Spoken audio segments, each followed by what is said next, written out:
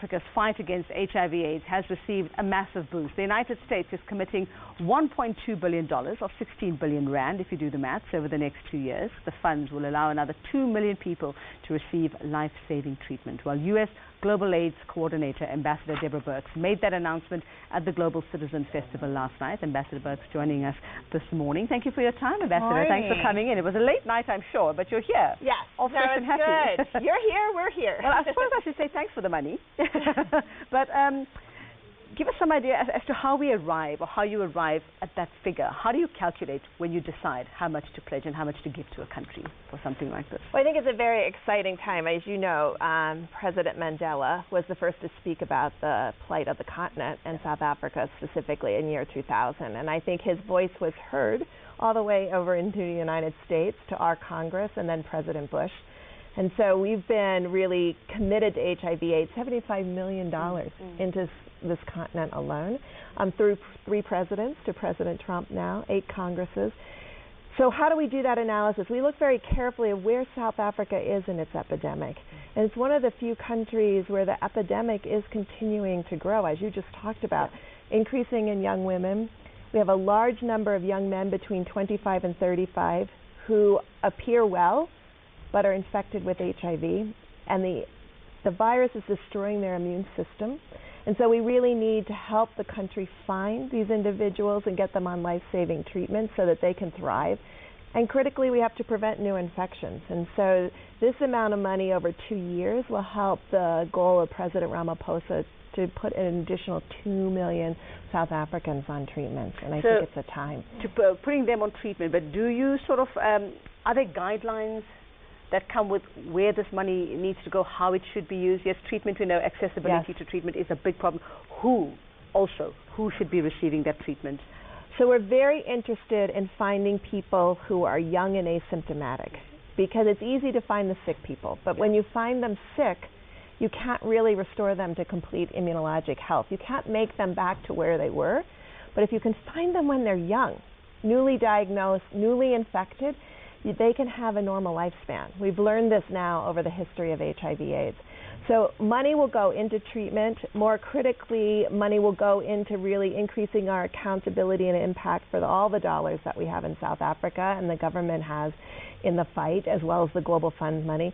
We have a very large DREAMS program, Determined, Resilient, Empowered, AIDS-Free, and Mentored, and Safe Young Women. That is really focused on preventing infections in young women. We have a large program to prevent infections in young men called Voluntary Medical Male Circumcision. So it's a comprehensive program, preventing infections in young women, preventing infections in young men, and finding the people in early stage disease so that we can treat them and keep them healthy. So do you have the same problems? I mean, you've got your finger on the pulse outside of Africa. You've got it, you know, in terms of how different countries are dealing with HIV/AIDS. Like you say, and we've been hearing since last week, we have a problem with adolescents in this country, those young women. We also have a problem with men who seem to be afraid, the older men, to go and have those tests done. And I don't know if you're familiar with the blessers that we have, which are the older men who are dating the younger women for whatever reason.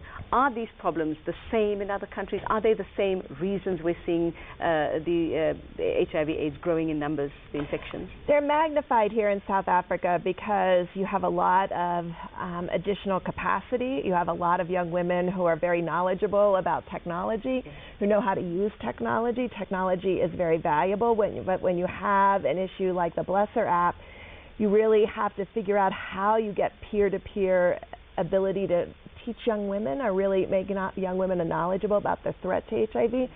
I'm sure that in many young women's lives, the thought of HIV and an illness that will last 10 years seems a long way away, but the destruction that it can do to their bodies and to their immune systems, their threat to their future ability to thrive as a young woman, is really critical. And so that's where DREAMS is very focused.